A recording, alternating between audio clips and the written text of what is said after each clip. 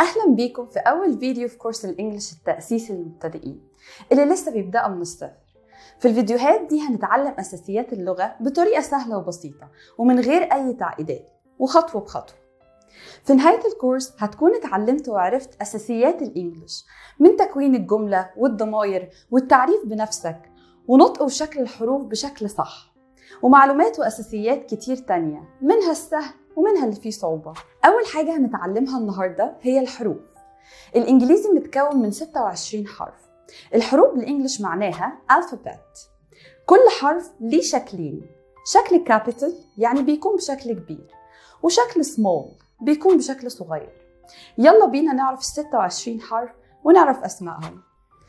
دي حروف الإنجليش كلها، وزي ما قلنا كل حرف فيه منه شكلين، الشكل الكابيتال والشكل السمول. يلا نقراهم سوا عشان نعرف أسمائهم.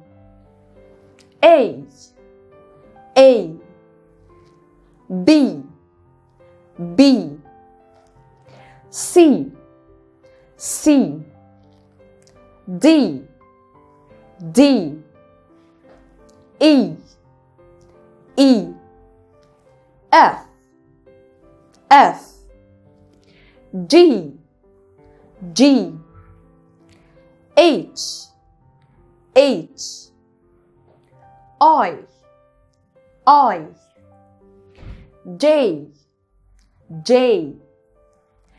K K L L M M N N O O P P Q Q R R S S T T U U V V W W X X Y Y Z Z.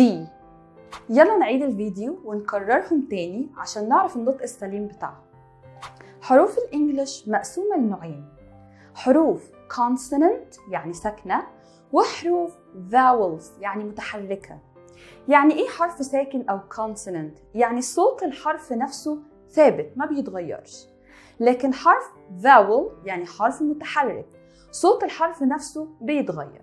الحروف الفاولز هم 5 حروف: A E I O U. تعالوا نقول تاني مع بعض.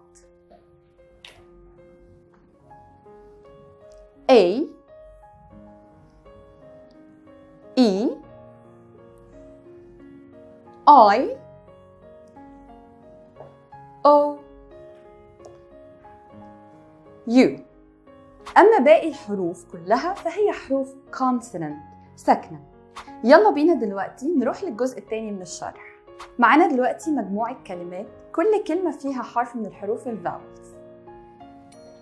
rat rat egg egg head head shop shop cut cut.